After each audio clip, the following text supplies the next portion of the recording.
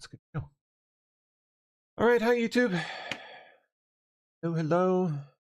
Let's get cooking here.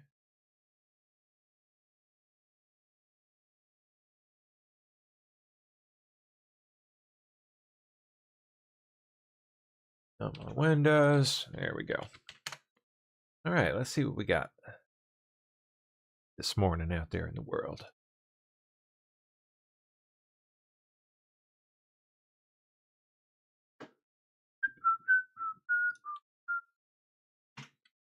Come on now. There we go. Good camera. All right. Let me see if I have anything tagged first up here. I think I do. Yeah, nothing. Wait. Steph, on the other hand, has plenty for us to cover. You the best. You are so awesome. Isn't she? Isn't she just the best? Gosh. On top of it every day. Okay. White House schedule for the day here. 8 a.m. Executive time, whatever that is. Policy meeting 2:30, policy meeting 3:30, and then departing the White House this evening en route to Joint Base Andrews. Where after that, I don't know. MAGA Inc. meeting. MAGA Inc. Like that MAGA Inc. Or is this like a different thing, or like what? I have to check that out. The president departs Trump Winery en route to Charlottesville Albemarle Airport. Back to the White House. All right. President Xi meets Taiwan opposition leader Chung Li-woon in China. Weird. Interesting. Okay. At the historic meeting on Friday, President Xi said he had full confidence that China and Taiwan would be united. Oh, God. Oh.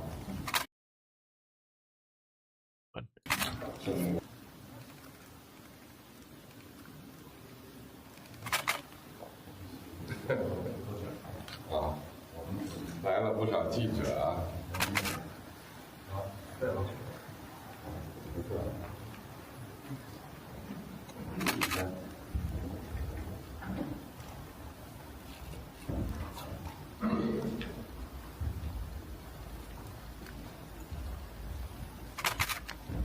好，郑文主席。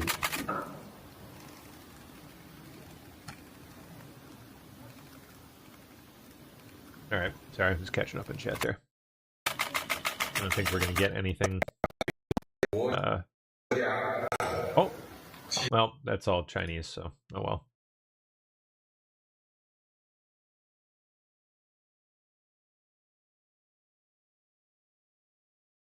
Okay, President Trump warns Iran is doing a very poor job of protecting global oil flow through the Strait of Hormuz. Iran is doing a very poor job, dishonorable, some would say, of allowing oil to go through the Strait of Hormuz. That is not the agreement we have. With just 8 vessels reportedly passing through the strait in the first 48 hours of the ceasefire, a statement was released via state media from Iran's new supreme leader saying, quote, and certainly we are entering a new era with management of the Strait of Hormuz. We did not and do not seek war, but we will not give up our rightful rights in any way. And for this, we consider all the fronts of resistance as one. The region is waiting to see the outcome of the talks in Pakistan as Iranian officials and U.S. officials appear to be discussing a different set of terms. Iraq's foreign minister spoke this week about the talks. We discussed the upcoming negotiation process in Pakistan, and we support and encourage this process, and we hope that the negotiation process will achieve its goals, which are peace and security in the region. Iran is doing a very poor job, dishonorable, some would say, of allowing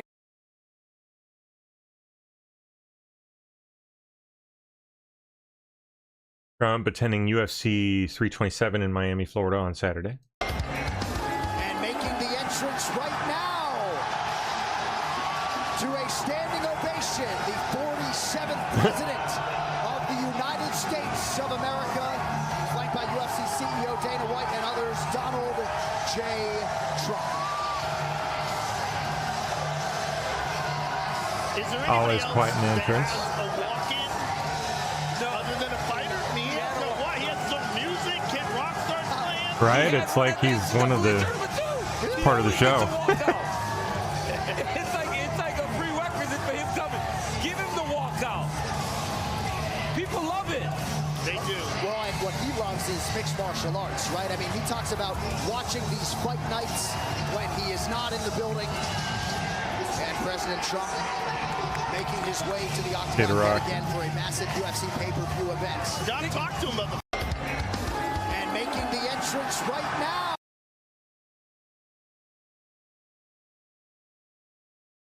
An Indian-flagged liquid natural gas ship just sailed through the Strait of Hormuz, a positive sign that flow could resume fully soon, maybe. Of Hormuz saying Trump warning Iran better not toll the strait.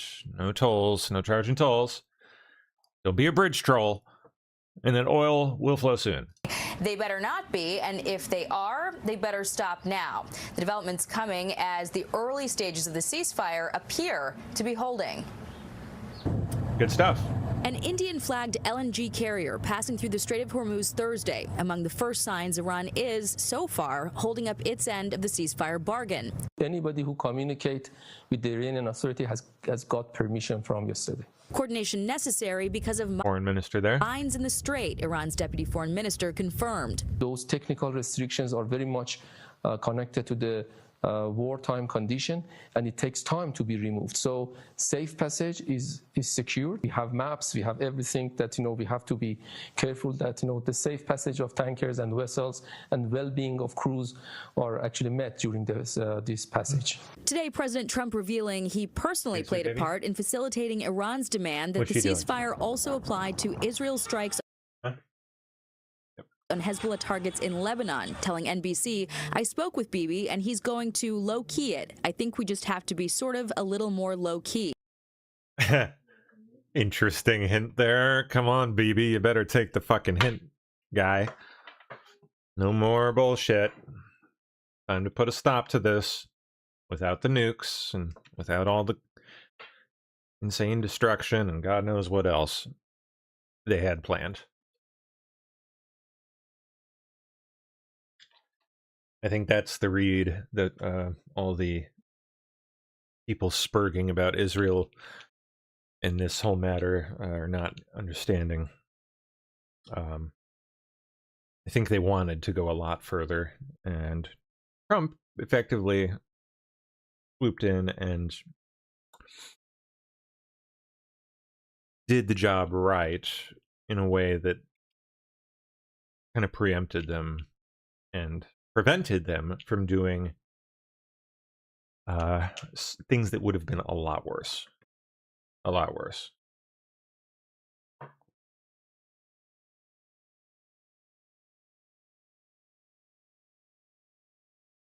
Federal Reserve Chair Jerome Powell and Treasury Secretary Scott Bessent held a meeting with top banking CEOs to discuss cyber risks from Anthropic's new AI model Mythos, according to a source familiar with the meeting. Interesting. Is raising alarm bells here in Washington. Federal Reserve Chair Jerome Powell and Treasury Secretary Scott Bessent held a meeting with the top banking CEOs this week to discuss cyber risks from the new technology. This is according to a source familiar with that meeting. Bloomberg was first to report this. The Fed and Treasury have not yet commented. So Anthropic unveiled its new model, Claude Mythos, this week, claiming that it's too powerful to be released to the public. The company says that in testing, Mythos was able to exploit thousands of bugs and software defects in every major operating system and browser online. The fear is that in the wrong hands, this tech could be used to hack those critical systems at banks or hospitals or energy grids. So instead of making this model publicly available, Anthropic says it's giving it to 40 companies, including Amazon, Apple, Google, and JP Morgan, to help them shore up their own software. In a shareholder letter just this week, JP Morgan CEO Jamie Dimon did warn that cyber risk is one of our biggest risks.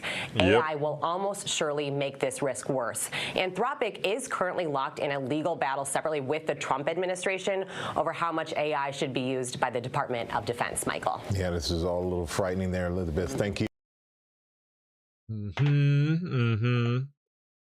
Shit. All right. Now then.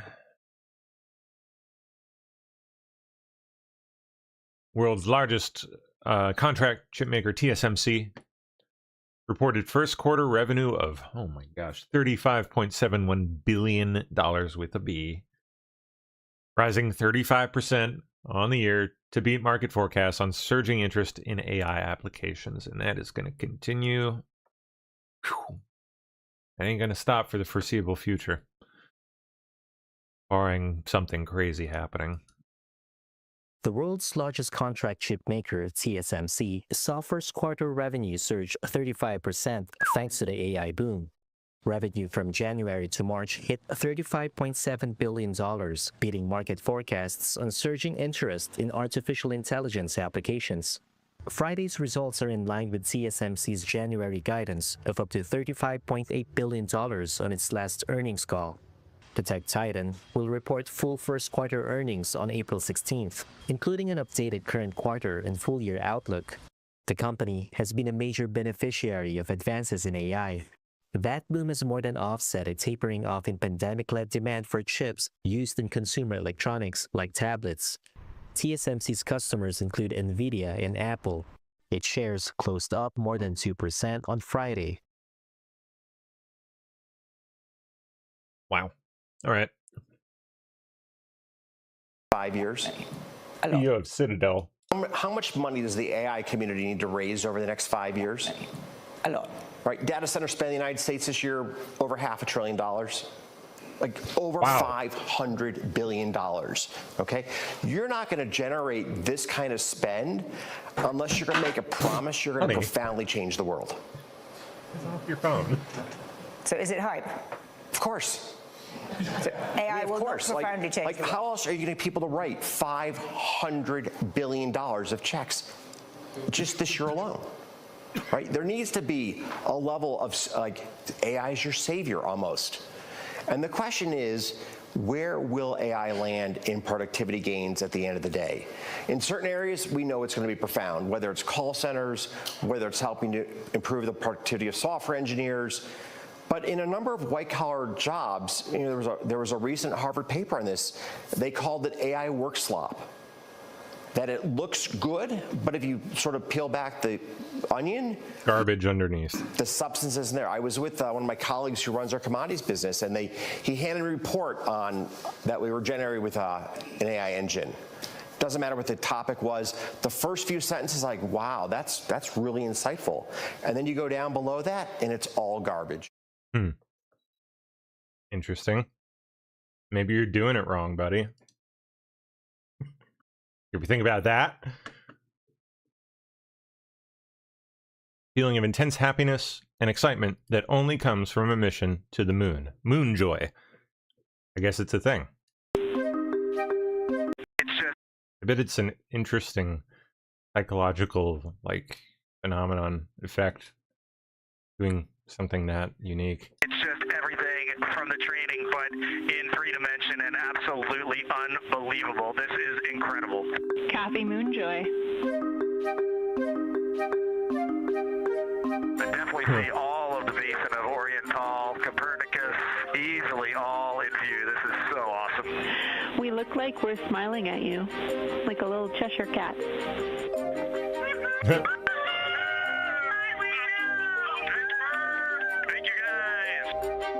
I thought we just caught an ActiWatch sync.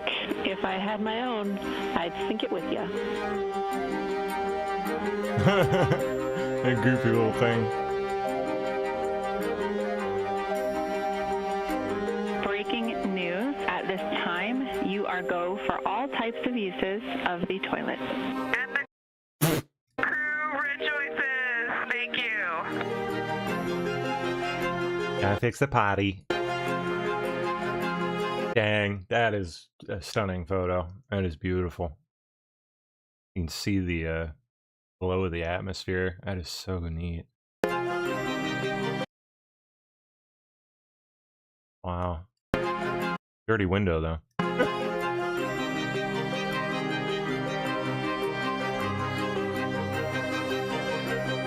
Yeah, we caught a view of Earth in window 1, and now we're completely distracted for a little bit. To me, it's a great example of why we go and do these missions. If you can't take love to the stars, then what are we doing? Like, why would we even go?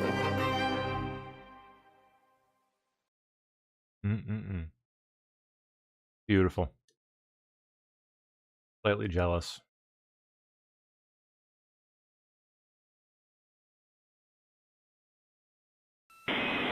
Orion spacecraft's thrusters ignited for the second return trajectory correction burn to fine-tune the spacecraft's path back toward Earth. They're splashing down around 8 o'clock, 8:07 Eastern Time, 5:07 local, out on the West Coast. Integrity Houston, good burn. We are assessing the details.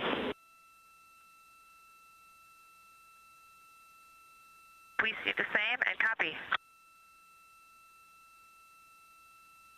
This is Artemis Mission Control in Houston, Texas, and we do have that confirmation that the recent return trajectory correction burn was completed, and it was a good burn. Teams on the ground assessing the details, but it was expected to be a 9.41 second burn for a 5.37 foot per second delta velocity. Again, these return trajectory correction burns help to fine-tune the Orion spacecraft's path as it makes its way back to Earth, and this was the second in a series of 3 return trajectory correction burns, with that first return trajectory correction burn taking place on flight day 7, and the final return trajectory correction burn is expected to take place on flight day 10, about 5 hours prior to entry interface. Integrity Houston, good burn. We are assessing the details.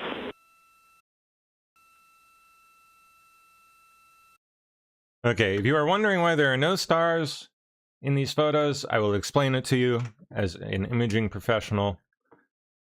It is not suspicious or weird, like untold numbers of people out there, bots, all of them in many cases, will try to sell you. That is bullshit, it is a lie, and it is designed to get you to basically just hate your country and think it sucks. Like all these space is fake bullshit, and NASA is fake, and we never went to space because space is fake, and all this nonsense. It's garbage, fucking garbage. There are no stars because, well, go outside now, midday, and look in the sky. Tell me if you see stars. You don't. And if you went outside and took a photo, you wouldn't see stars in the middle of the day either, would you? Daytime in this photo, that is sunlight, in fact, hitting the spacecraft. You're not going to see stars. Cameras can't pick up light that dim when they are adjusted, exposed for sunlight. Starlight is incredibly dim. Even in direct moonlight, like if you were taking a photo of the moon, picking up stars is especially really dim ones, like planets like Venus, you probably get, but vast majority of dim stars you're not going to get, because cameras just don't have the dynamic range, it's called, to pick up objects that are that bright and that dim, all in one image. The only way they can do it is if they do a technique where you basically take a photo adjusted, exposed for the dark parts, and then you take a second photo adjusted, exposed differently for the light parts, and then combine them in the edit. Like, you kind of just take out the parts that you need from one and paste it over the other, basically. But that's why you don't see stars, because it's daytime. There you go. So all those people trying to sell you on that shit, they're full of shit. Garbage. This is real. We went. I don't know where these people think the thing is splashing down from. Like, why you can literally go watch the rocket go up, like tons of people do every launch. Where do you think the thing's going? Like, They just send it up and then they let it splash down secretly later when no one's looking.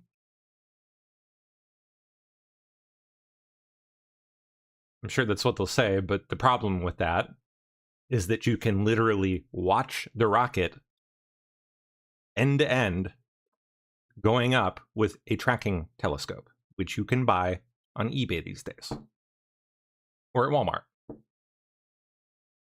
I mean, probably on their website. I doubt they carry it in store, but yep, you can get missile tracking technology right on eBay, and it's literally the same technology used to track missiles. Not all that complicated. Just tracks the thing up, and you can take video. You can basically like take a kind of time lapse thing, get video. If your camera is powerful enough, able to pick up images that are dimly lit, you can literally take video of it and follow it all the freaking way off into space. You basically, so it like you can basically hook a little, these guys, you can hook up a nice camera to a one of these nice telescopes. They're designed to kind of interface with cameras, some of them, and you can get some really high quality video of people out there doing it. So I don't know where people think that's going. Like, you can track the frickin' thing into space, which again is apparently not real. I don't know. How do people? The cognitive dissonance is just out of fucking control, man. These days, it's crazy. Like literally, it's nuts.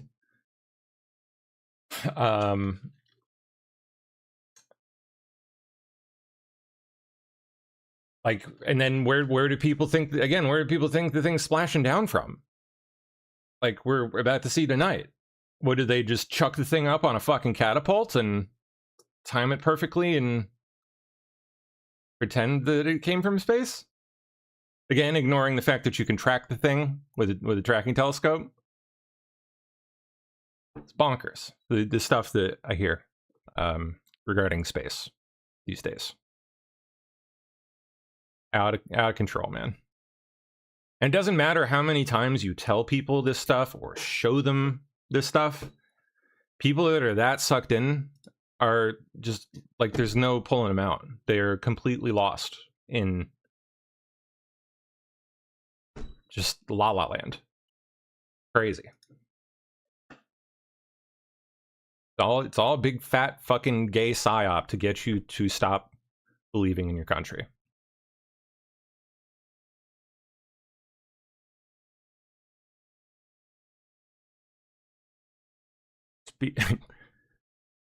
Speaking of big fat gays, what do we got here?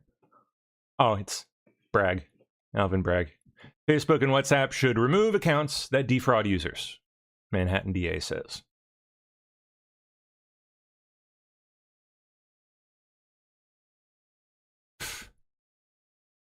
Shocking, he even still has a job. Excuse me. Meta is failing to remove imposter accounts from its Facebook and WhatsApp platforms that have led to tens of thousands of dollars of fraudulent transfers in a growing scam across the country.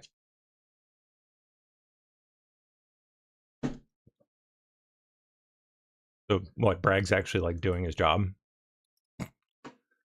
Won't believe it when I see it.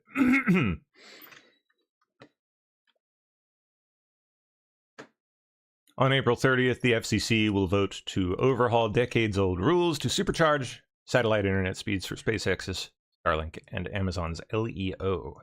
I don't know. If approved, capacity increases of 100% to 700% using the same number of satellites could be possible. Whoa. That's really something. Conversely, a company could elect to use fewer satellites, to serve the same, achieve the same level of service, thereby reducing costs. Proposed order is another win for SpaceX.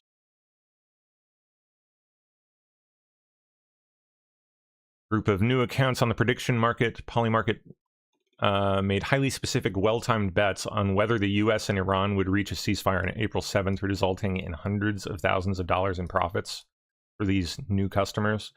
Somebody had some inside info, clearly. Betting on the Iran war? Yes, that's... But it blows my mind this website exists like this. Like, there's so many opportunities for people to use the inside line to profit massively. It's been happening. A group of new accounts on the prediction market Polymarket made highly specific, well-timed bets on whether the US and Iran would reach a ceasefire on April 7th. It resulted in hundreds of thousands of dollars in profit for these new customers. The way that a prediction market works is that people can bet on whether an event will happen, and it's a simple answer of yes or no. These bets took place hours before a ceasefire was announced, and President Donald Trump's rhetoric had escalated sharply. Earlier, Trump said on social media that, quote, "A whole civilization will die tonight if Iran doesn't meet his demand to open the Strait of Hormuz by his 8 p.m. Eastern deadline." People were betting potentially that Trump, despite his rhetoric, was going to back down from what he was saying. While some users took large profits, others must wait for payouts because Polymarket has labeled the April 7th Iran-US ceasefire contract as disputed. This is a big deal because this is the third time this has happened just this year. In January, Polymarket users bet on Nicolas Maduro of Venezuela being thrown out of office. In February, bets were made that Ayatollah Khamenei would be killed. Such bets have raised questions about people using inside information to profit in these prediction markets.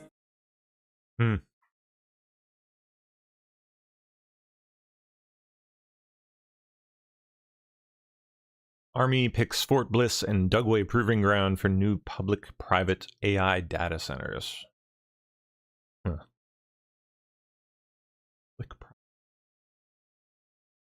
are they working with? Carlisle? Cyrus One. I don't know who they are. A portfolio company jointly held by funds managed by investment firms KKR and BlackRock.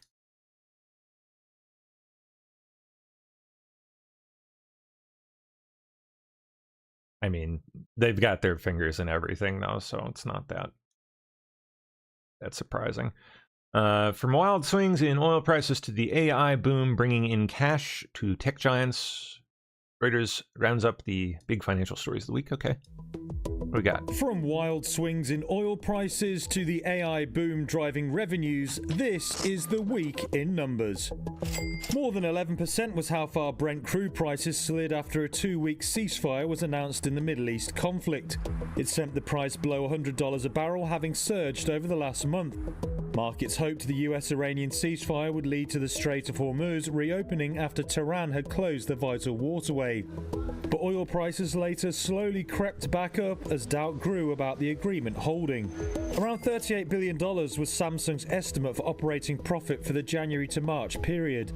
The South Korean tech giant cited huge AI demand for the uplift.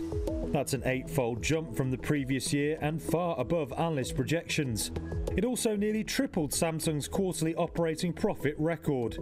35% was the surge in first quarter revenue reported by TSMC. The world's largest contract chip maker said January to March revenue hit just over $35.7 billion. The number beat market forecasts and came from huge demand for AI applications. Analysts raised their forecasts for April to June revenue despite concerns over possible supply disruption caused by the Middle East conflict. 30% was the jump in profit for fast retailing during the second quarter. The Japanese firm said it rose to $1.19 billion in the 3 months through February with help from strong international growth.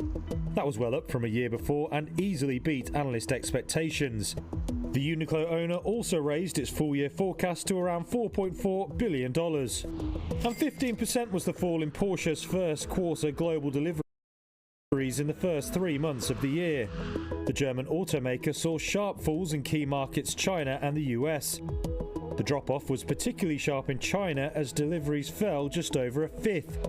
Germany was the only region that saw growth at 4%, but deliveries in the rest of Europe plunged 18%. High-stakes talks scheduled for this week in Pakistan on the Iran matter. Yeah, hey guys, good morning. High-stakes talks are set to take place this weekend in Islamabad, Pakistan, aimed at creating an agreement to end the war. With the temporary ceasefire in place, international focus remains on the Strait of Hormuz. Overnight, President Trump taking to Truth Social to say, quote, Iran is doing a very poor job, dishonorable, some would say, of allowing oil to go through the Strait of Hormuz. That is not the agreement we have. With just 8 vessels reportedly passing through the strait in the first 48 hours of the ceasefire, a statement was released via state media from Iran's new supreme leader saying, quote, and certainly we are entering a new era with the management of the Strait of Hormuz. We did not and do not seek war, but we will not give up our rightful rights in any way. And for this, we consider all the fronts of resistance as one.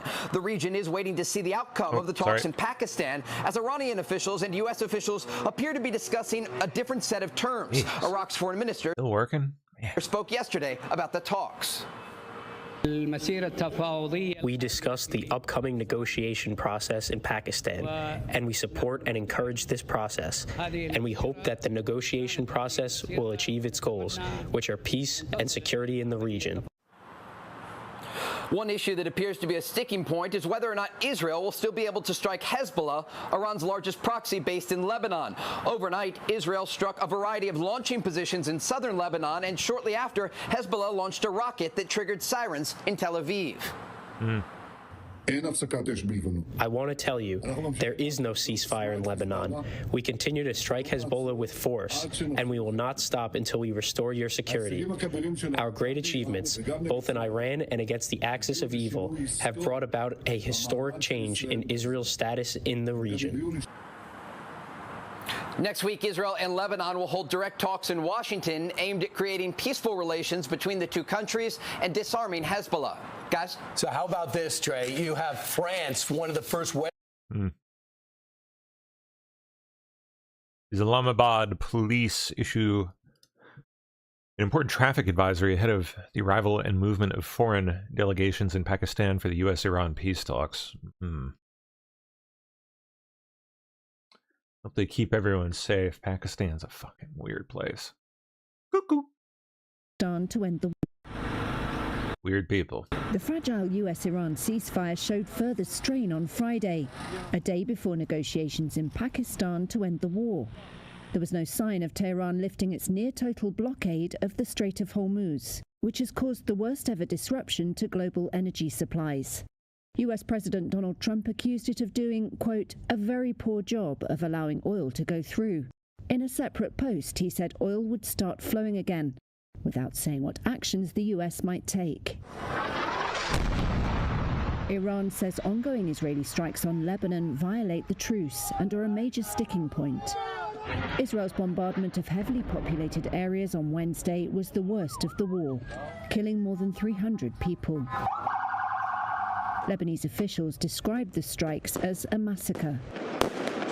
In Pakistan, which mediated the truce, authorities were preparing for the first round of US-Iran talks on Saturday. They aim to settle the conflict that began with US and Israeli attacks on Iran on February 28th. The ceasefire agreement was reached just hours before a deadline Trump said would trigger the destruction of a whole civilization. The US and Israel have said the deal does not include Lebanon, which Israel invaded last month to root out Hezbollah.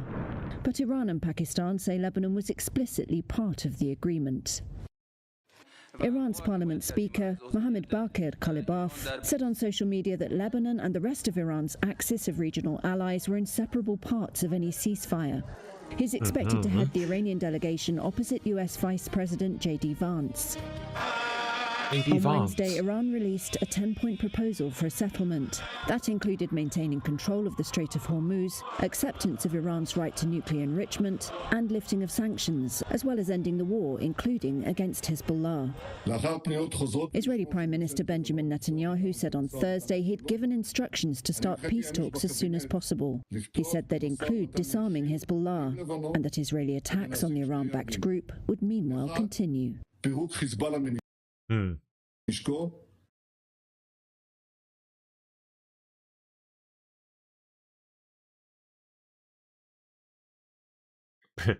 Brad Smith, among the first to receive a Neuralink brain implant, joins Katie Pavlich here on News Nation to discuss how the technology helped restore his voice after ALS left him nonverbal. Interesting.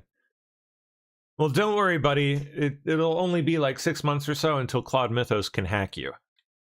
Voice. It's a scary thought, isn't it? This is my old voice narrating this video, cloned by AI from recordings before I lost my voice. The implant is in my motor cortex, which is the part of my brain that controls body movement. The actual implant is the size of 5 US quarters in a stack. It replaced the hole in my skull. The threads are placed by a robot just a few millimeters into my brain, avoiding the blood vessels so there is almost no bleeding. He made that video using telepathy, edited with his mind. He says he's not afraid of AI because he's using it to regain his freedom. The father of 3 says he's now back to beating his kids at Mario Kart and cracking jokes. We got to see for ourselves when he talked to us earlier today. I asked him what his life was like before getting the implant. Before the Neuralink implant, I was living with advanced ALS, diagnosed at age 37. I'm now 45. The disease had destroyed the motor neurons connecting my brain to my muscles, leaving me quadriplegic and completely nonverbal. My mind was, and still is, completely sharp and normal. I could understand everything perfectly, but I had zero voluntary control over my body. I communicated and used a computer exclusively through eye gaze tracking technology. That system was slow, exhausting, and unreliable, especially in bright light. I was fully dependent on my family and caregivers for everything: eating, moving, breathing support, etc. Travel was extremely difficult, and I couldn't do simple things like play with my kids or type a quick message. I kept my brain active by watching YouTube, starting small companies, and writing. Including the starting companies? Navigate the Strait, but my physical world had shrunk dramatically. Fascinating. So how has your life improved since then? Immensely, I'm sure. Has been life-changing. But again, what happens when Claude Mythos can hack it in like a month or two? The Neuralink implant lets me control a computer. You're just going to become a flesh suit for Claude Mythos to wear. Cursor and type directly with my thoughts. He's just going to take over your brain, man. Much faster and more reliably than eye gaze ever was.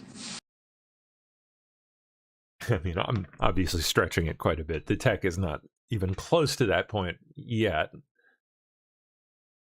far as I'm aware. It just allows control of, some external tools like pointing a mouse on a screen or something based on signals. I don't know what it taps into, but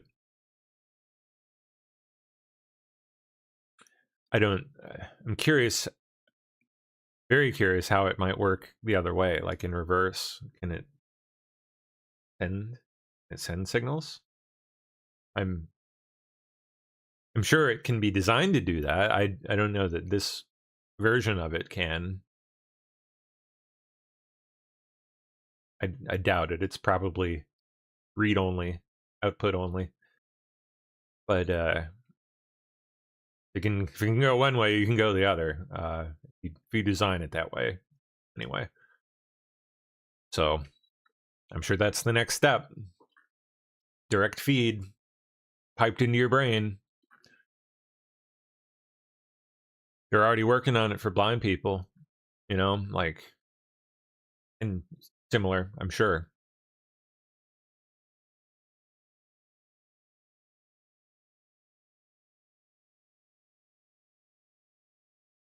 Okay, next up, FAA is investigating a close call between a passenger plane and 2 trucks on the tarmac of Los Angeles International Airport. Terrifying sound of an incident that came perilously close to another runway catastrophe.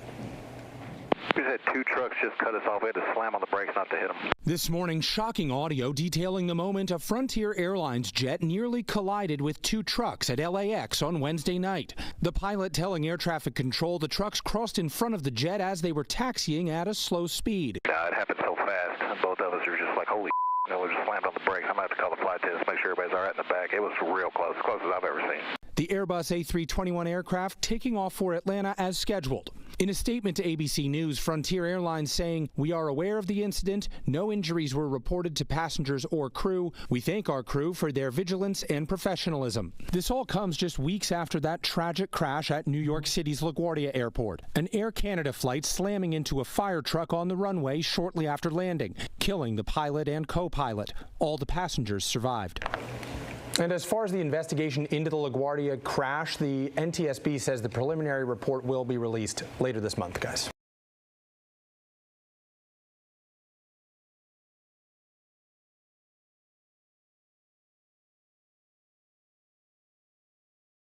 All right.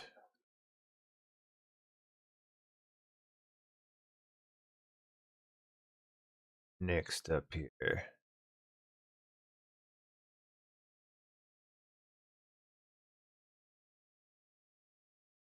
Zelensky's top aide sees Ukraine nearing a deal with Putin. And really? After all this time, huh? We'll see.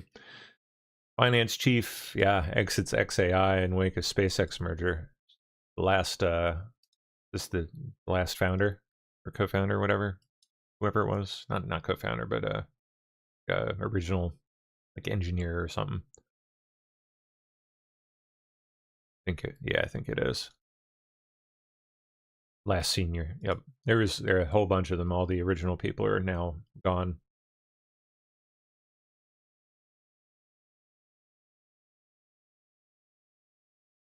White House staff received email warning them not to place bets on prediction markets, officials say. Interesting. Yeah, you'd think that this would be implicit and wouldn't have to be explained, but I guess people are literally fucking retarded and just get greedy. Let's be real. White House aides got an email last month telling them not to place bets on prediction markets with non-public information. Yeah. I mean, it can be used by foreign nations to predict what might be about to happen if they, and I guarantee you they are, using AI tools to like automatically track suspicious bets on certain topics. Especially if you can, I don't know how Polymarket works exactly, but I imagine you can probably track specific accounts. So if they know who these people are, or have a guess, an idea, and they know who to watch and they know what to watch, not that much of a stretch to for them to be able to infer with a pretty good degree of accuracy like what's going to happen as a result of this. So yeah, that's a massive security concern, most of all, and B, it's just like the optics of that are fucking terrible. Like you get caught doing that, it looks so bad for the admin. It just looks terrible. Like people profiting off of inside knowledge. It's basically like insider trading, but with betting markets. Crazy that this has to be spelled out, but yep. And apparently that wasn't enough. And yet again, we have someone placing a bet here. Where was it? The one we just read. Someone placed a suspicious bet. I don't know where it went, but here. Yes, that's been happening. A group of new accounts on the prediction market Polymarket made highly specific, well-timed bets on whether the US and Iran would reach a ceasefire on April 7th. It resulted in hundreds of thousands of dollars in profit for these new customers. The way that a prediction market works.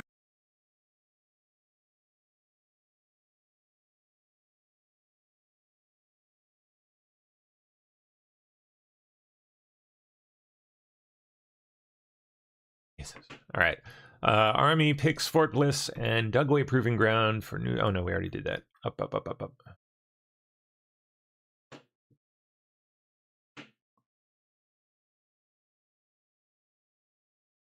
was the last one we did here? There we go. Okay. Secret Service trainee accused of spying on roommate with hidden camera. For what? Like sex perv stuff, or like spy stuff? Like what? What are we talking?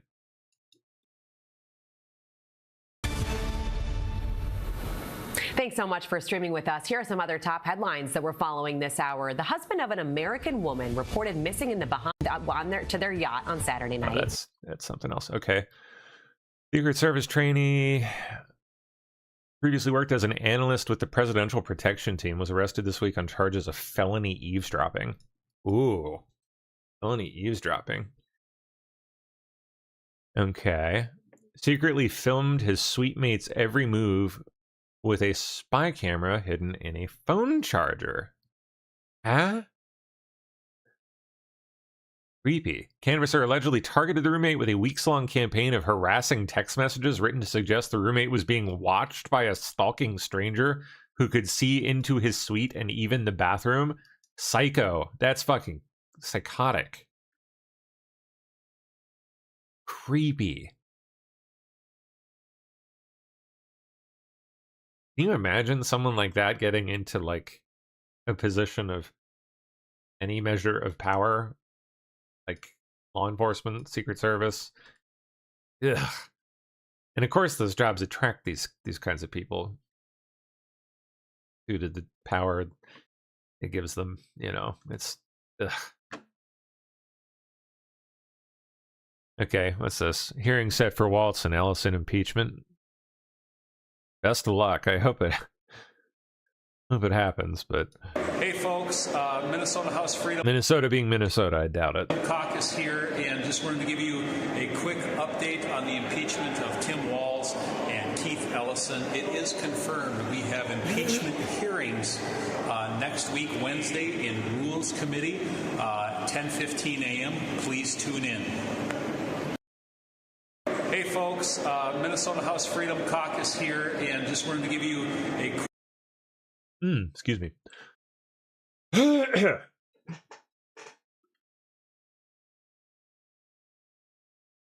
Sotomayor says AI forecasting Supreme Court decisions is a bad thing and shows we're way too predictable.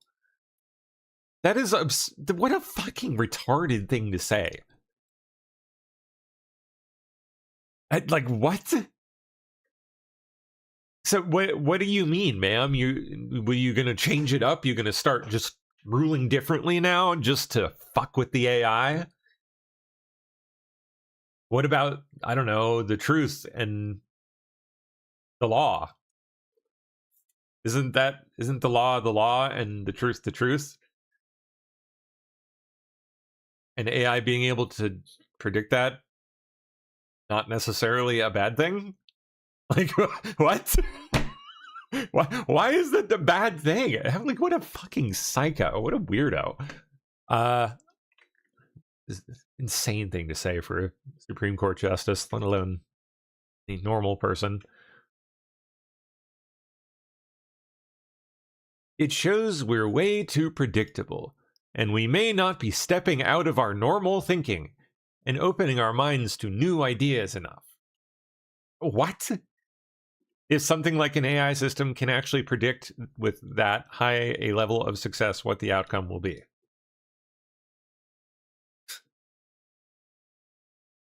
What an idiot.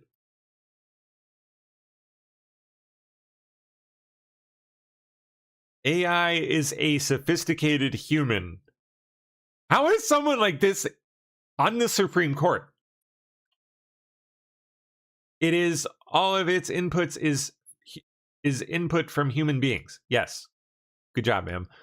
And because it is that, it has the potential to perpetuate the very best in us and the very worst in us. Duh. So again, why is it a bad thing that it can predict that you will rule a certain way? Most people do that. I can do that. People do that. Is that a bad thing? And it seems like nothing much has changed. It's just a computer can do it now too. Whoop-de-doo. Gen Z's love-hate relationship with AI. Yeah, it's weird. They're at the same time calling it crusty and gross and staying away from it. They hate it. And a lot of the Gen Z film people that I interact with are like very vehemently anti-AI, whether they're libtarded or normal, doesn't matter. But few people, a number of them, are on the other side. They're like all in. They get it better than anybody. They innately understand how it all works. It's weird. Interesting. Gen Z is an odd bunch. Okay, what do we got here? Minnesota legislative auditor launched an audit into the $100 million Minnesota Promise Grant Program. Tonight, DFL State Representative Mohammed Noor is responding to months of reporting by 5 investigates. Anytime that there's a concern in any program, we need to look back and say, wait a minute, this was not the legislative intent. Noor created the first version of the Minnesota Promise Act in 2021 and acknowledges now that it needs to be tightened up. He says the program went through several changes before State Senator Bobby Joe Champion brought it across the finish line in 2023. Champion told me this during our first investigation in March. Guess what? We know that there's no fraud. Senator Champion told me he was convinced there's no fraud in this program. Are you convinced of that? But anytime there's a concern, anytime there's public dollars, there's always that concern that we always have. Are the funds being used for the purpose that they were intended for? And if not, then we must make sure that we protect the taxpayers' money, regardless of which program it is. 5 investigates use tax forms and an assortment of public records to find multiple businesses that appear to be operating miles outside of neighborhoods that qualify for up to a $50,000 grant. Do you think someone's using your address? We also found businesses using addresses that don't match any public records, something we've been asking Deed about for weeks. Can we grab you for 2 minutes, Commissioner? I got to go through my team first. All right. We've been waiting for several weeks just for some answers on these red flags that we've been finding. The agency now says it takes my questions seriously and is gathering additional information. Taxpayers are getting frustrated with this stuff. I agree with you. Anytime that a single dollar that is taken away from taxpayers is really problematic. Now, as we first told you on Monday, Representative Dave Baker called on Governor Walz to immediately suspend this program before more money goes out the door. I've been asking to speak with the governor about all of this, and we are still waiting. Representative Noor said some changes are needed to get this right, but stopped short of calling for the program to end. Now, as for that performance audit, Judy Randall tells me tonight. Won't call for it to end, huh? Yeah. And stuff. All right, what do we got? After a historic journey around the moon, the crew of Artemis 2 are, set to splash down this evening. Right as the sun's coming down. It'd be beautiful. Keep in mind when you watch the capsule re-enter Earth's atmosphere that this moment is always risky. The capsule has to brake from more than 20,000 miles per hour to 20 miles per hour. And the spotlight will be on the capsule's heat shield. Artemis 2's Trans-Lunar Thrill Ride will come to a splashy finale. Integrity, this crew's Orion capsule, will hit Earth's atmosphere and drop 76 miles into the Pacific. Gravity's reminder to the crew they're home. I'm going to tell you it's 13 minutes of things that have to go right. Especially the capsule's heat shield. Integrity will streak into Earth's upper atmosphere at 24,000 miles per hour. It will lose all radio communication for 6 minutes. Temperatures could hit 5,000 degrees. That's half as hot as the sun's surface. Without a functioning heat shield, no crew could survive. When you saw the cracks of the chunks, what was going through your mind? We've got to understand what happened, and we've got to make tough decisions about how to address it. Victor Glover's talking about the unpiloted Artemis 1 mission in 2022. This is video looking outside its blistering re-entry. Wow. Pieces of the heat shield keep flying off. Engineers later found holes Oh yeah, that's right. I remember that. and cracks pocking the shield's outer char layer. A crew would have survived, Yikes. but it was worrisome. NASA decided to keep the same heat shield, but modify the trajectory of the capsule's return. They're confident it's the right fix, but it's a lingering concern. Interesting. The rate of heat going to the heat shield is going to be different. Flight Director Rick Henfling will be in the hot seat tonight. He's overseeing Integrity's return. At what point are you able to exhale? Once the side hatch is open and we see 4 astronauts sitting on the raft. Southwest of San Diego, a Navy recovery team's already pre-positioned. NASA's Liliana Villarreal is in charge, responsible for 4 lives and a $1 billion capsule. We're very good at recovering the capsule, but this is the first time we're recovering the crew, and so we need to make sure that we do this well. Everyone we talked to at NASA, engineers, flight directors, and the crew all said the same thing. They had their concerns about the heat shield, but now they're confident. Hope so. I guess we'll see. See you tonight. Artemis 2 again here. Morning, everybody. I'm Marky Martin. It's Friday, April 10th. Thanks for waking up early with us. Let's start with space. The Artemis 2 mission is in its final hours this morning as those astronauts on board the Orion spacecraft prepare to come back home. The ship is expected to splash down off the coast of San Diego shortly after 8 o'clock Eastern tonight, about half an hour after re-entering Earth's atmosphere near Hawaii. NewsNation national correspondent Allie Bradley is at Johnson Space Center in Houston for us this morning. Allie, good morning to you. The mission is nearly over, but the stakes today incredibly high. Yeah, you're exactly right here, Marky. And the Orion spacecraft is roughly 80,000 miles away from Earth right now. That's what we can see here at the Johnson Space Center. And after more than a week in space, the Artemis 2 crew is now preparing for the most dangerous part of their mission. We're talking about re-entry. It's a high-speed plunge back through Earth's atmosphere. So the Orion spacecraft, it's going to slam into the atmosphere at 25,000 miles an hour.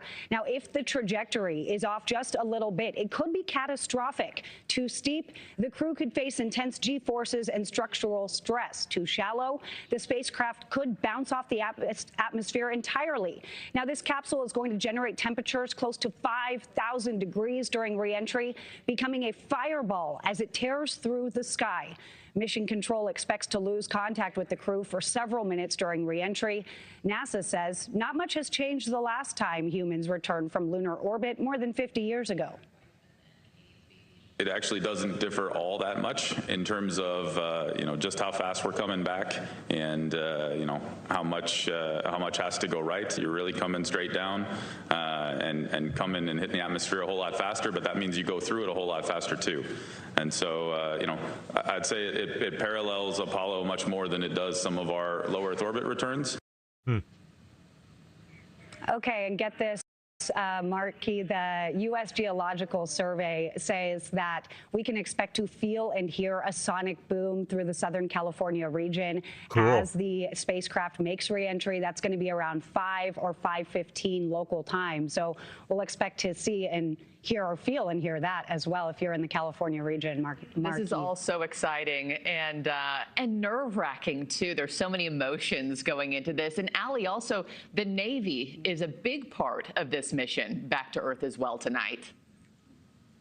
Yeah, you're exactly right there, too. The USS John P. Murtha is actually tasked with not only helping out the crew, but also recovering the capsule as well. And they kind of have a tradition of welcoming these astronauts back. So after they are recovered from the capsule, they'll actually be undergoing some medical screening, some checkups, and then they'll head back here to the Johnson Space Center. So even before that, though, NASA scientists are going to be gathering data, the latter simulating one of that the crew would have to use to climb out of the Orion if they don't splash down on target. Is also a research tool to help scientists see how the astronauts' bodies have changed after 10 days in deep space. Take a listen. You're going to typically see them move a little slower, and they're not going to move laterally very quickly. And that's not anything to be alarmed with. That's part of the normal recovery. Laterally? See them move a little slower, and they're not going to move laterally very quickly. Weird. That's strange. I wonder why that is. And that's not anything to be alarmed with. That's part of the normal recovery. It's like your brain like retrains itself to move differently or something. and then it has to reverse all that when you come back. It's fascinating. Oh shit, right, where'd that Marky, go? as you Dang it. mentioned splash. Anything to be alarmed? Oh, I guess that was it. Okay. Fox News, Iran is indeed demanding. Okay, more on Iran. What do we got? Tells Fox News, Iran is indeed demanding fees for the few vessels it's allowing to pass through the Strait of Hormuz. This official adds the strait is effectively under full IRGC control. They decide who gets to go through, but more importantly, who doesn't. I am told that there is intelligence being shared in the intel community about how Iran is trying to tighten its grip on this strait ahead of the negotiations this weekend. Overnight, President Trump taking to Truth Social to talk about the issue, saying, quote, Iran is doing a very poor job, dishonorable, some would say, of allowing oil to go through the Strait of Hormuz. That is not the agreement we have. With just 8 vessels reportedly passing through the strait in the first 48 hours of the ceasefire, a statement was released via state media from Iran's supreme leader overnight saying, quote, and certainly we are entering a new era with the management of the Strait of Hormuz. We did not and do not seek war, but we will not give up our rightful rights in any way. And for this, we consider all the fronts of resistance as one. The region is waiting to see the outcome of the talks in Pakistan as Iranian officials and U.S. officials appear to be discussing a different set of terms. Iraq's foreign minister spoke yesterday about the talks. We discussed the upcoming negotiation process in Pakistan, and we support and encourage this process. And we hope that the negotiation process will achieve its goals, which are peace and security in the region. One issue that appears to be a sticking point is whether or not Israel will still be able to strike Hezbollah, Iran's largest proxy based in Lebanon. Overnight, the Israelis struck a variety of launching positions in southern Lebanon, and shortly after, Hezbollah launched a rocket that triggered sirens in Tel Aviv.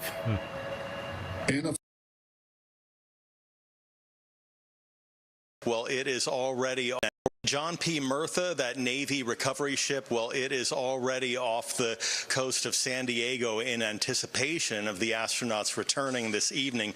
That ship has Navy divers, doctors, and other specialists ready to recover the capsule and the crew inside it after splashdown. When the unmanned Artemis 1 mission returned to Earth back in late 2022, engineers noticed excessive charring on the Orion spacecraft's heat shield. That shield protects the crew from the intense heat from friction as Earth's upper atmosphere slows the capsule from about 24,000 miles an hour to about 350 miles an hour, as shown in this animation. Replacing the heat shield on Artemis 2 would have caused extensive delays, more than a year, but NASA officials determined they could keep the astronauts safe with a steeper re-entry path to reduce the length of time the shield is exposed to extreme heat. Officials with but it go more faster. NASA's prime manufacturing. Interesting. We shall see. 11 illegal aliens indicted for staging fake armed robberies. What? Staging fake armed robberies across Massachusetts in a massive visa fraud scheme. Whoa, okay, so they do it like with the store, in league with the store. Stage an armed robbery. Store probably gets insurance money. They walk away with all the cash. Convenience. Or whatever they steal. This is one of 6 stores behind That's me. crazy. Where authorities say the suspects staged those fake robberies, all of it an elaborate conspiracy plot to allegedly fast-track their immigration status. Federal agents made the arrest, rounding up 11 people who are Indian nationals who are now charged in connection with a plot to stage fake armed robberies at area convenience and liquor stores. Federal authorities say some of the defendants posed as store clerks who could then claim on their immigration applications that they were victims of violent crimes, a designation that would make them eligible for what's known as a U visa. If a non-citizen is the victim of a serious crime in the United States, and that victim helps the police, helps the prosecutors or investigators, then that victim may qualify for temporary legal status, a so-called U visa. Retired state district court judge James Barretto says there are definite perks to qualifying. Now that visa, Mary, as you know, is good, I think, if I recall correctly, up to 4 years, and also may extend beyond that immediate alleged victim to that individual's spouse or children. It's a big deal. According to the U.S. Department of Justice, the alleged staged robberies happened at 6 area stores in Hingham, Weymouth, Randolph, Marshfield, and Worcester. Court documents say the alleged robberies were all caught on store surveillance cameras, and the so-called victim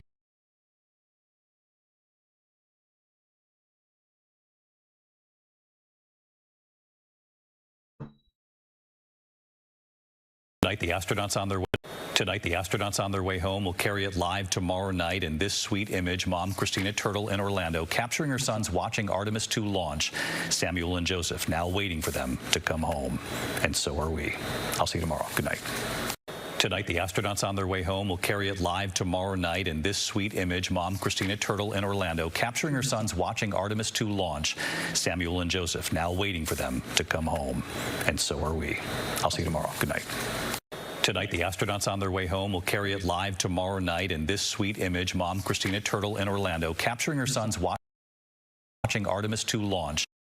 Gasoline prices have long been a problem in blue states, jacked up by leftist regulations, all in the name of fighting climate change. All this well before the Middle East mission. We're looking at you, California, highest gas taxes in the nation. Our own Kelly Saberi spoke to Energy Secretary Chris Wright. Today, she joins us live from Long Beach, California. Hey, Kelly. Hi, Dig and Marcus. I'm standing at Synergy's Alamitos oil field, where they have the ability to pump some 6,000 barrels a day. Right now, get this, they're only pumping 100 barrels a day. And that's left Californians with not only the highest prices at the pump around the country, but also the highest prices to keep their lights on. This is just a massive oil accumulation. It used to be a meaningful part of U.S. oil production, California oil production, and just so much upside. It's here today. Tomorrow, he could turn on a drilling rig, drill down, and add tens of thousands of barrels a day of oil production right here in L.A. California imports 75% of its oil. The state has become an energy island thanks to a lack of pipelines and a special blend required in the state that can be produced abroad. One way to reduce dependence on foreign oil is to ramp up production here in Long Beach. Last fall, California lost one of the state's largest producers when Phillips shut down their refinery just a few miles north of here. And Valero is set to shut down its Northern California refinery this month. And together, the refineries accounted for 17% of the state's gas. When I started working in California in the oil and gas industry 30 years ago, California was one of the top 3 producers of oil in the United States. Big time. It's got a long history as a major. Where do they stand now? Major oil and gas producer. Wright took the time to ask the employees probably not good to hear how California's isolating energy policies have personally affected them and their families. He spoke to them individually. Now, it's important to note that if they can't pump at full capacity here, they say more than half of the workers will lose their jobs. We did reach out to the governor's office, and they responded in part with this. Quote, "We wish America's taxpayer-funded fossil fuel lobbyist Chris Wright well in his quest to drag America back to the Stone Age. Oh my we God. hope he doesn't suffer the same fate his shilling for big oil is forcing on Americans. Psycho. Asthma, toxic exposure, black lung, and other Oh, that's a load of bullshit. Get out of here. devastating costs." Like, Dagan, what? Marcus, back to you. Come on.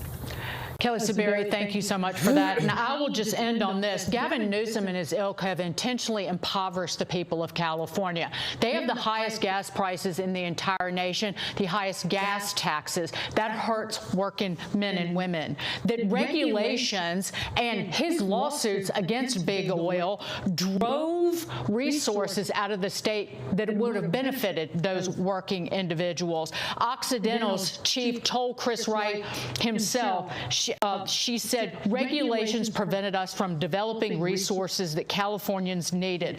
The people who make the policies do not think about the people most impacted by them.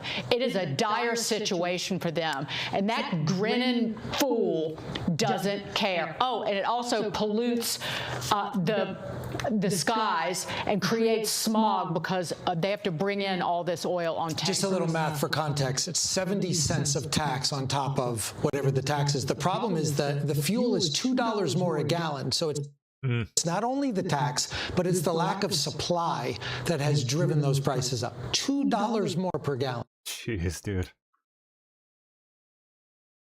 Senator opens probe into tech giants over alleged online child exploitation reporting failures.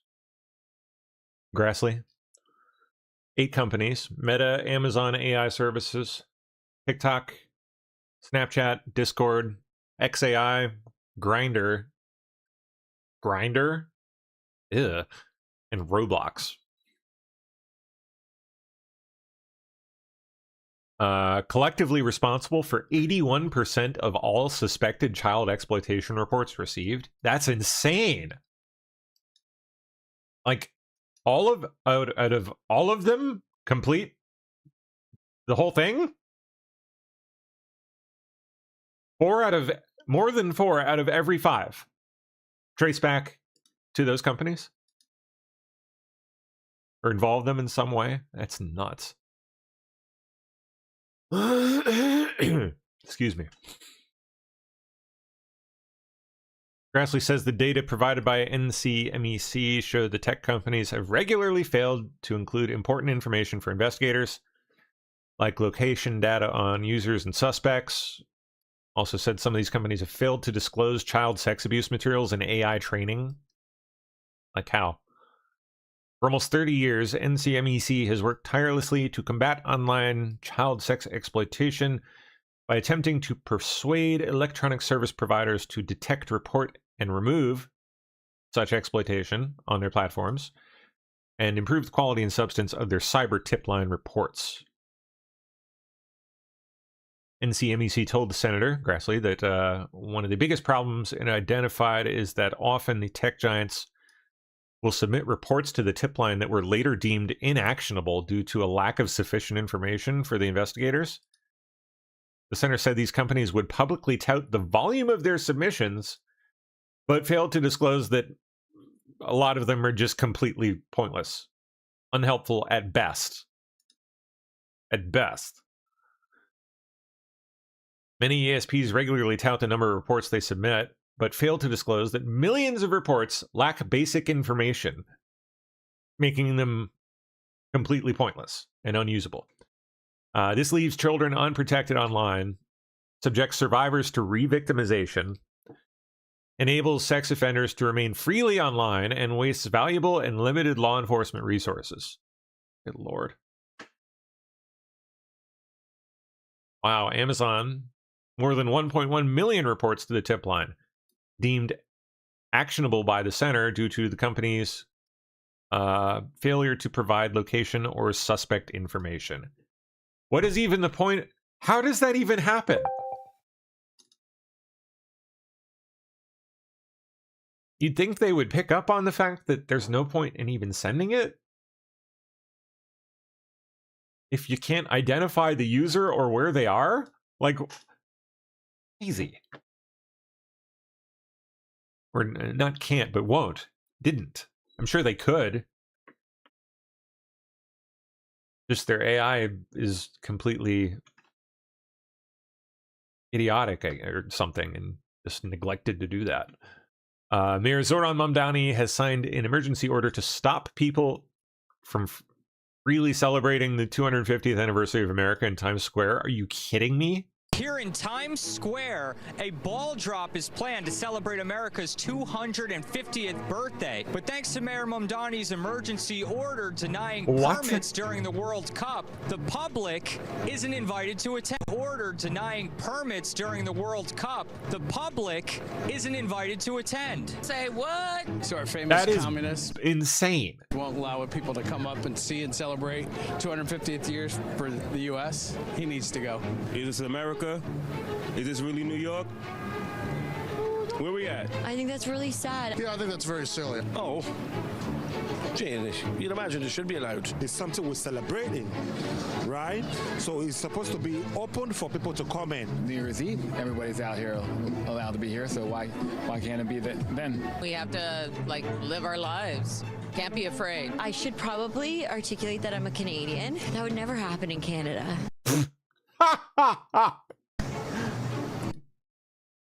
The public should Really?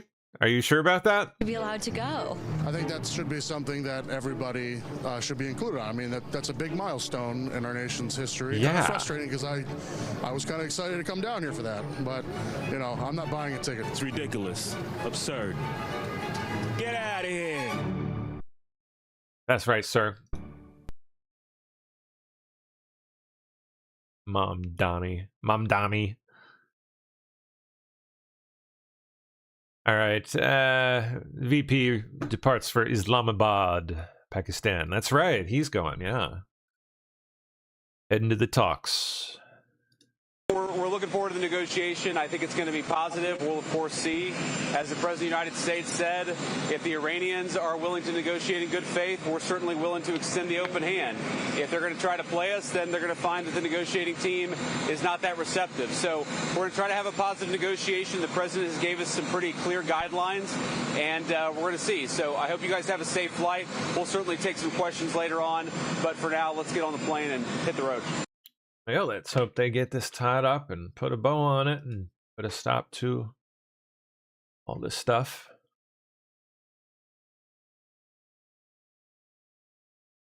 Christian Rasmussen on the Freedom 250 Grand Prix. Oh my God, I forgot all about that. Oh, frick, I'm so excited for this. How do I get tickets? How do I do it? Oh, I need to ask AI how to do this. Like, because I need to see this. I need to see an IndyCar race on the streets of DC. I need to see this. Oh my gosh. Okay, how do I get tickets to watch this shit, bro?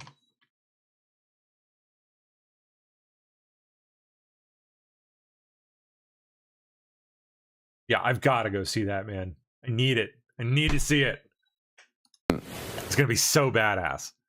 Freaking Indy cars ripping through the streets of DC. Are you kidding me? Yes, please. Have been a staple on the IndyCar schedule for a long, long time. So it's pretty exciting for IndyCar to go into a new market, especially also geographically. We don't really have anything close to here, and haven't had that for a while. So I think we're hitting a very good market. And then, you know, doing it on the 250th anniversary is super special. So yeah, I'm sure we're in for an exciting weekend. A lot of the street courses we've been to before. It's gonna be fun, man. Okay, what do we got here? Mostly free to watch. Sign is a massive public party. Heck yes. You just roll up to the public viewing areas. Nice. I'm gonna be out there with my camera. Oh yeah.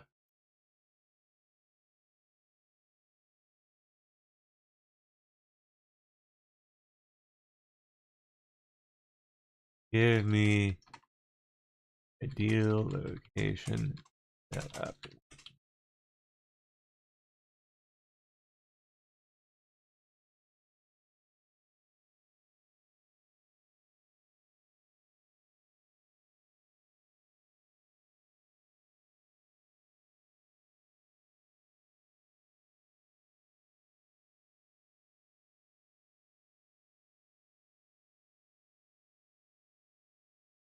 Okay.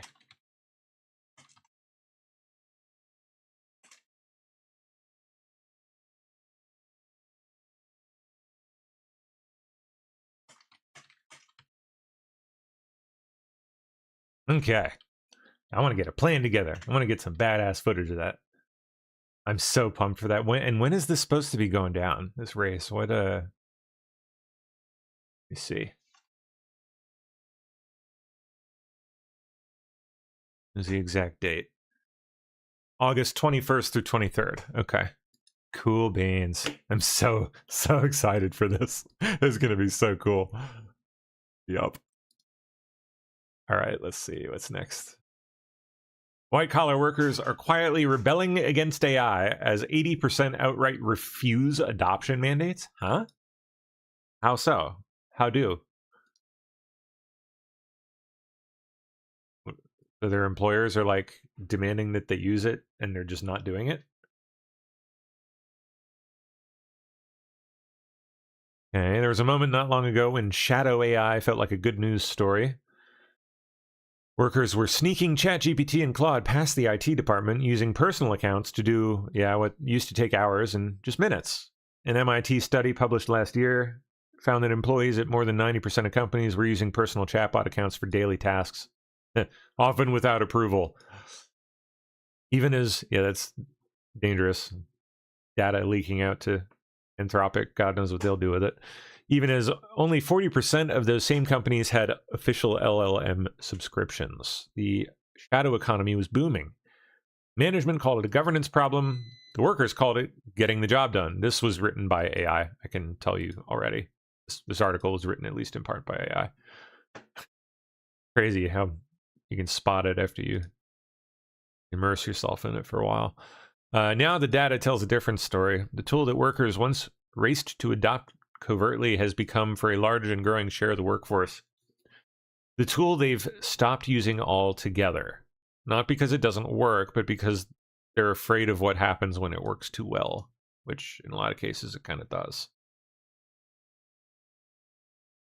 A new global survey of 3,750 execs and employees across 14 countries, conducted by SAP subsidiary WalkMe, finds that more than 54% of workers bypassed their company's AI tools in the past 30 days and completed the work manually instead. Interesting. Another 33% haven't used AI at all. Combined, roughly 8 in 10 enterprise workers are either avoiding or actively rejecting the technology that their employers are spending record sums to deploy. I bet in a lot of these cases, it's specifically setups, like a software setup that is designed to not only use AI to aid the employee in doing their work, but to track and quantify, tokenize, effect, like everything that they're doing, turn it into programmable, procedures that an AI can pick up and learn how to do. They're basically using it to train AI how to do all the stuff that it isn't able to do currently. It's watching every move they make, every click they make, and in what situation, every key that they enter, every keystroke they make, and in what situation they take a certain action, when they don't, and piecing together how they do their jobs. So probably smart of them to do this, but it's just delaying the inevitable, because someone will do it, and eventually they'll get the data they need, and bada bing, there goes your job, or at least there goes your job as you used to know it. But that's how tech has always gone. Same thing with automated, steam powered factories, all the way back to that, and even beyond, I'm sure.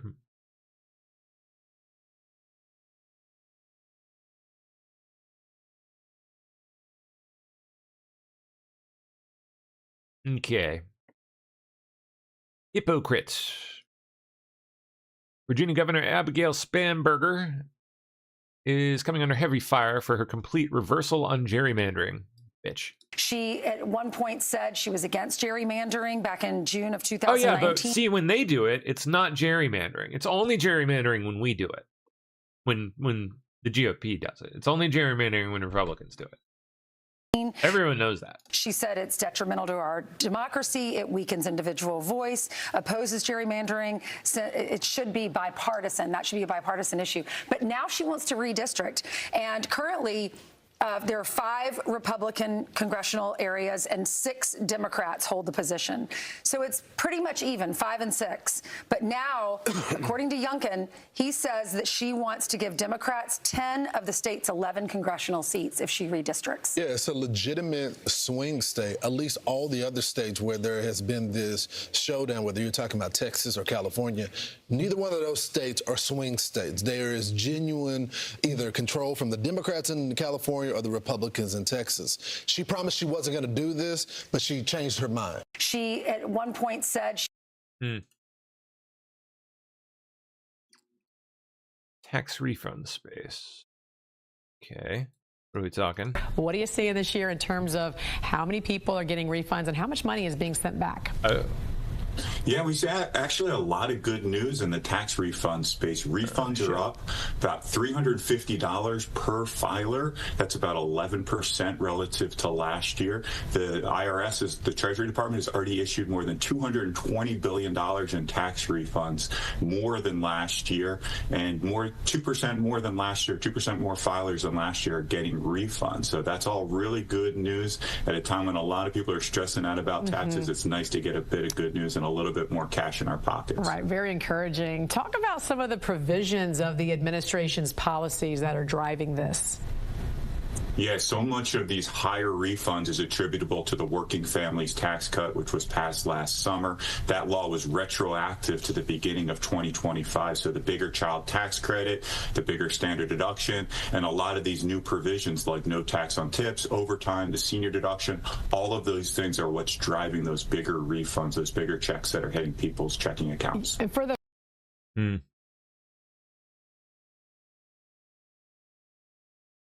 Okay.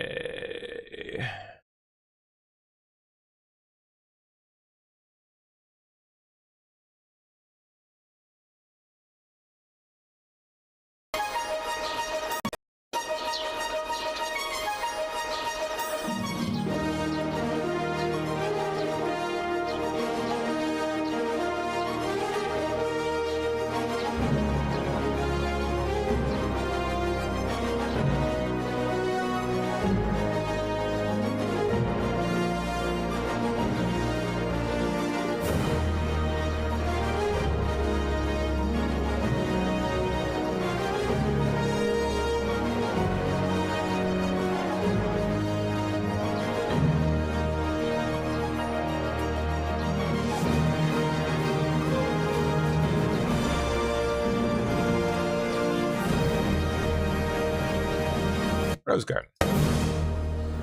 Pretty. Very nice.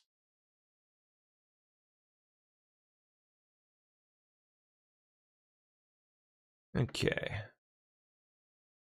World's most powerful reset. I don't know. Middle East, I guess. Must be referring to? Not sure. So like a the greatest reset? Yeah. What? Michigan House Oversight Committee hearing. Creepy Dana Nessel. Drunk Dana. I've spent my career defending the rights of our most vulnerable. That's rich. I've always said Attorney General Dana Nessel's actions are contemptible, but now it's official. And I am not a judge, but this certainly seems like a dereliction of duty with a very vulnerable adult. After violating not one, but two conflict of interest ethical firewalls, the motion prevails. The Michigan House Oversight Committee held her in contempt and issued her office subpoenas for refusing to cooperate. She didn't even bother to show up to the hearing, which had an empty chair with her nameplate. Why? Because one case involves her friend, Tracy Kornak, who's accused of ripping off an old lady while in charge of her finances. The Attorney General claims that she has no knowledge of this case because of the firewall, and that's why she's not here today. that is a clear lie by our Attorney General. Emails show Nessel personally intervened, letting Kornak off the hook. Of course. To continue doing it. It seems that instead of protecting Mrs. Byrd, Dana Nessel was protecting Kornak. The other case involved wrongdoing by none other than Nessel's wife, Elena McGuire. In that one, Nessel... That's right, she's a leser. ...actually called Secretary of State Jocelyn Benson to take back a criminal referral, which isn't legal, and Benson agreed to do it. That's a collusive act. That's one department head calling the other department head saying, hey, I need your department to act the way I want, so potentially my wife doesn't get prosecuted. This is one Tuesday I'm never going to forget. What happens next? I'll see you on the next Tuesday. Yeah. Anti-fraud task force. Vance's new anti-fraud task force claiming it's uncovered nearly $6.3 billion in questionable government contracts. The task force has sent out letters to about 400 companies asking for proof that they are legitimate. Aisha Hasni's on this, live in Washington. What you find out, Aisha? Hey, good morning to you, Bill. So it's potentially a huge loss for you, the taxpayer, but it is a win in that if there is fraud here, it will stop. The fraud czar, J.D. Vance, and his task force have found that the federal government was apparently handing out contracts to potentially fraudulent businesses. Now the task force is giving these companies 30 days to prove that they are indeed real, and they're demanding things like handing over a physical address or they risk losing their contract. A spokesperson told Fox if fraudsters are robbing hardworking Americans of their tax dollars and services, we will find them. And there is a lot of pressure on this White House right now to root out fraud. New Fox News polling shows 53% of Americans actually say government spending is wasteful, and that is up nearly 10 points from last year when Doge was out there doging. Just last week, VP Vance swore in the first ever Assistant Attorney General for National Fraud Enforcement with this message to scammers everywhere. It's going to make fraudsters know that they're going to suffer some consequences, and it's going to make the American people know that these programs are being protected for the people who need them, because there are a lot of them out there. We want to help them, but we've got to get rid of the fraud in order to do it. And Bill, the acting AG Todd Blanche also launched the new National Fraud Enforcement Division, so much more to come. Bill? Thanks, Aisha Hasni, watching the money. New York Judge Guy Mitchell sentenced former NYPD Sergeant Eric Duran to 3 to 9 years in prison after convicting him of second-degree manslaughter for throwing a cooler at a fleeing suspect on a motorized scooter, who I guess then died. PD Sergeant sentenced to 3 to 9 years in prison for throwing a cooler during an undercover. I shouldn't laugh. He died, but like drug sting. Killing a fleeing suspect. That The is Bronx so judge, nuts. Oh my God. PD Sergeant sentenced to 3 to 9 years in prison for Bang! throwing a cooler during an undercover drug sting, killing a fleeing suspect. Undercover drugs thing too, huh? Man, that's 3 to 9 years. That's messed up. Come on. Sounds like a scumbag got what was coming to him. Just saying. Masculine traditional man cured a Los Angeles feminist by simply paying for their dinner and drinks on a day. Oh, this should be interesting. Guys, I went on The modern liberal woman. Peek into the mind. a date this week, and I felt the feminism leaving my body. I live on the east side. Oh yeah, this is old. I've seen it. It's of LA, and if you don't know what that means, it's sort of like the artsier part of LA, you know. It's people say it's like Brooklyn and New York. Like, so I go on dates with a lot of men and women who, you know, live over here. There's always a negotiation about who pays, and that's great. I like to pay for people, all that.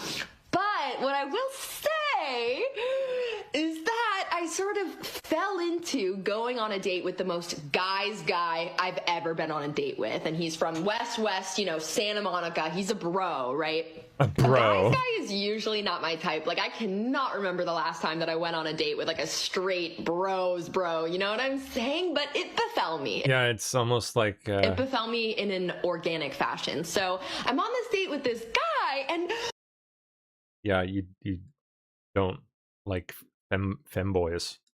It's crazy, I know. A guy's guy his card down. He's paying for everything. And I really it sort of activated something feral in me. I'm not gonna lie. We went to like another bar and he... Feral? She sounds normal, sane. Melania Trump's extraordinary dress. Yeah, the Epstein thing. Yep. Delivered under presidential seal in the White House foyer. Was unprecedented and broke sharply with modern tradition for first ladies. Interesting. Okay. Entirely unprecedented. Hold on. Melania's speech was entirely unprecedented. It was something we've never heard a first lady do before. I was most struck in how she separated herself from the president. Epstein did not introduce me to Donald Trump. You could look at this and say, does she know something we don't know that's about to happen, and she wants to make it crystal clear that she has nothing to do with this? That would be logical. What was the tipping point? This is something that's been talked about for months and months and months. Why now? We don't have the answers to that. We don't know. I think she was kind of putting her stake in the ground, saying, I have nothing to do with this. I think some people might look at this and say this is good that she's calling on Congress to do something. Indeed. And to kind of clear the air and get the facts out there. She also could call on her husband to do something too. Okay, lady. If he has nothing to hide, why not? God, these people are so hilarious. Oh my god. What's my bot yelling about? Okay, next up. Oh, more from her? Melania's speech. Oh, it's just doubled up. At a town hall with her voters, Rip Pramila Jayapal continues to fearmonger about the SAVE Act. And what they're trying to do is they're trying to take away your rights to vote. All you illegals out there. Have to have either a birth certificate or a passport in order to vote. And imagine how many people that cuts out, because if you got married and you changed your name, you may not have a birth certificate that matches your driver's license or your passport. You may not have a passport at all. 50% of Americans don't have passports. And you may have no access to your birth certificate. And what they're trying to do is say that you have to have either a birth certificate or a passport in order to vote. And imagine how many people that cuts out, because if you got married and you changed your name, you may not have a birth certificate that matches your driver's license or your passport. You may not have a passport at all. All right, Palantir Technologies, Trump says, has proven to have great warfighting capabilities and equipment. Just ask our enemies. Excuse me. Well, I bet they do. No doubt about that, actually. I'm sure they do. I mean, it is what they do. It's their job. It's the whole reason their company exists. As of April 10th, 2026, Kamala Harris is appearing at the National Action Network convention in New York City, joining other potential 2028 Democratic presidential nominee contenders at Reverend Al Sharpton's conference. Oh, Sharpton runs this? That's hilarious. That's today. We should get some good ones out of that. Oh, this retard got demonetized. I'm so happy about this. Yes. More of that, X. If you're gonna censor and crush people, demonetize them, etc., at least make it people like this fucktard, this scumbag loser, piece of shit. Pardon me, but he is. I'm so tired of this guy. So tired of seeing him astroturfed. So tired of him being plastered all over my timeline, despite the fact that I hate his guts and think he blows ass. Worst person on the platform. The guy just posts slop. Straight up slop. A lot of it stolen slop. He didn't even make his own slop. He fucking steals it. and then puts his watermark on it, like he made it. Gets called out for it repeatedly. Oh, he's a Freemason too, by the way. Or one of those gay-ass homosexual black Freemasons, I'm sure. Prince Halls or whatever. Let's see if does he show it here? Oh no, he conveniently hides it in this photo. But you can see the Egyptian Ankh there and the Eye of Horus up there by his forehead, you know. Another little dingle-dangle he has on his gross, disgusting-looking dreadlocks is a Masonic square and compass. Yep. He's one of them. Guy constantly posts fake bullshit, like straight up ridiculous fake shit. I'm talking like lights in the sky that are clearly an airplane, like you can see the red and green lights on each wing. And he posts videos from some person like claiming it's a UFO, you know, some shit like that. I think what he got demonetized for in this case was posting an AI-generated video of the Iran war. Except, you know, it wasn't real. It was generated by AI. That's something he's notorious for. Does it all the time. Piece of shit, man. I'm so sick of seeing people like this, like, succeed. I'm sick. They're disgusting. Worst filth. And X, up until this point, has not only let it fly, they've seemed to have actively encouraged it. Tired of it, man. All while I'm getting censored, by the way. Like, I don't know if it's because, like we're getting caught in an automatic censorship tagging thing because, like, only thing I can think of is maybe because Steph, like, tags me a whole bunch and it thinks, like, she's a bot and it's trying to, like, boost my engagement or something by tagging me over and over or something. Like that's the only thing I can maybe think of. I'm not naughty. I don't really post terribly nasty things. Certainly a lot less than other people do, and they do just fine. Yeah, I wonder if that is it, Steph. I gotta see if we can figure out like an alternate method to have you send the stuff to me. Sucks because it's so convenient being able to just like, because I can pick it up at live in real time as you send them. I guess maybe you could do messaging, I suppose, but it's kind of a pain because, yeah, I don't know. Not sure. Who even knows that that's like part of the issue, right? Like, crazy. Like, X is just a complete black box. You know what goes on. You have no idea. You have no idea why you're getting censored or crushed, and why other people like scumbag Dom Luker make it. It's disgusting. And people still... Yeah, well, anyway. Let's keep going. Enough ranting about X and their bullshit. Talk back. Tech deal promotes conversations between journalists and those who follow their stories. How so? Environmentalist Christine Holland closely follows journalist Tiffany Higgins' stories from the Amazon River region, frequently sending her comments and questions.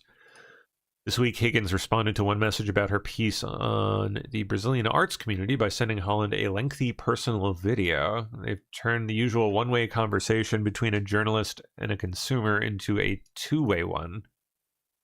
And a deal announced Friday indicates that is much more likely to be happening in the future. Weird.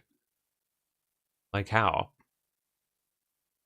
Okay, New York-based news company Nuosphere signed a multi-year licensing technology agreement with British broadcaster Sky News to make its technology available that would facilitate such connections through an app.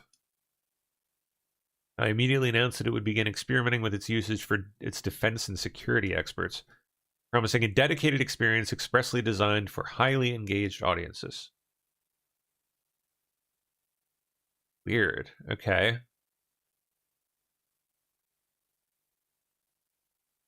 So, show me some more use cases. Like, how would this play out in the real world?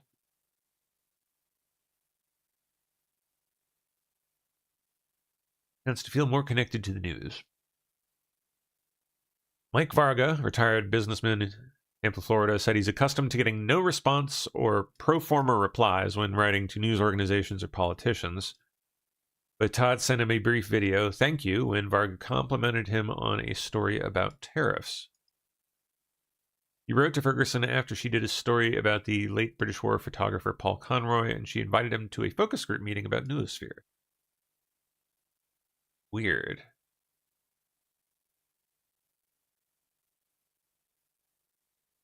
They have a website?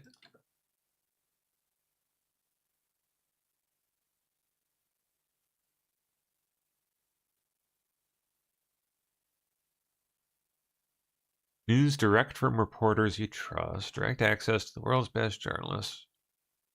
Like, how is this different from just following them on X? Like, I don't...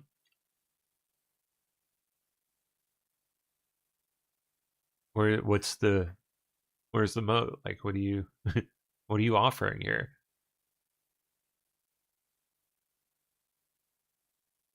First month free. Well, they really don't explain that much. That's what a garbage hole. How do you expect to make any money doing this? Silly. Blows my mind. People make money making garbage like that, like, and yet somehow they thrive. I don't. Are. Makes me all the more excited to get out there and make my own shit. Give it a go myself. Oh, speaking of, I actually got to get to work, and we're at 11 o'clock. And Sandy's in. How you doing? Good. How are you? Hello. Doing good. What's Happy up? day. Indeedy. Happy day. Indeedy. How's it going? Did you see my DM? Where at? On on Discord. Yeah. Let me look it up. Okay. Listen, Pam, I gotta get you on Squares. Yeah, definitely. Really? Yeah, really? I would love to do it. To remind me how it works again? What's the format? Okay, it's basically Hollywood Squares. It's grown up tic-tac-toe. And there's a total of 9 squares. And so we have 2 contestants, which I need this weekend. I need a male and a female contestant. And whatever gold pills they win throughout the game, they get to keep. What time do you do it at? I mean, because if you wouldn't mind doing it, maybe we could like rebroadcast it here on PSP too. Just to you know what? I get the numbers actually up. did that. Absolutely. I'm down for that. Down for that. I played it last time. My last like a Friday. replay or? Yeah, I played a replay. It's fun. I think it's fun, but of course it's because I'm producing it. So what time again? Great. 9 p.m. Okay, 8 p.m. on Saturdays. 8 p.m. Eastern? Eastern. Yeah. Okay. And then there's an after show after it. So we have the squares. We go 4 rounds. There's jib jabs in between, so I could clear the board and do all the producer stuff. And then, boom, you turn around, and four rounds. And then we have an after squares where everyone gets to meet, and it is an opportunity to get. There's a total of 9 squares, so that's plus the host. That's like 9 other audiences to be able to get in front of too. So which I think is cool. I think, let's see, Deb is scheduled on Saturdays on PSP. I bet you she would give up her weekend just to let us run that. That'd be cool. It would be cool. Yeah, I'm game. Let's do it. All right, we'll have to. Well, you'll have to respond to me Yeah, in DMs. I'm for trying a to do that date. right now. I gotta find it and then. And I'll send you dates. Now, like tomorrow night, we have Uncle Sam from PSP. He's going to be a square. The 18th of April, we have Alpha Warrior. I don't know if you guys know who he is, but he's going to be a square. I have one opening on that day. It's very exciting. It's very exciting. Fun. It is a lot of fun. I mean, I say it's a lot of fun, but I mean, of course. There we go. I responded. Nice. All right, and I'll send you dates because that would rock. Yeah, just let me know. All right, I'm cool. totally game. Yeah. Yay. Hollywood Squares, are you kidding me? I used to love that show. Yeah. Right? Totally it's game. Fun. Yep. All right, cool. I hope you got good plans for the weekend? I'm sure we've got something planned. I don't know what we're doing, but I'm gonna be working mostly. That's what I do. I was gonna say that's what you do, right? Yeah. Wow. Well, thank you. I hope you have a great day. Yeah, you too. Working and all. And listen, I'm gonna say this real quick, just based off. It is very difficult sometimes. It's difficult seeing people win when you're like they should not be, but the truth is, they're gonna get their coming ups. I do believe that. Yeah, 100%. I hope so. Yeah. Indeed. Well, Indeed. You have a good show. Thank you. Yep. Talk to you soon. All right, talk to you soon. All right, we're gonna do our little commercial. All right, guys. All right, YouTube. That's it for me. I'm out. I gotta get back to my bots and get back to coding. So I will catch you guys on the flip side. Where is my stupid freaking shit here? See you guys. There is my YouTube. Oh, there we are. Okay. Yeah. I will be back. Yeah, and yeah, Alan, I'll check into. I already sent off a message about that, so I will. I promise you, I'm looking into it. Just give me some time. I'll figure it out. We'll see what the deal is. And I will catch you guys. I guess it'll be tomorrow afternoon, right? Yeah. Okay. Adios. Enjoy your day. Be good. Don't do anything I wouldn't do, etc., etc.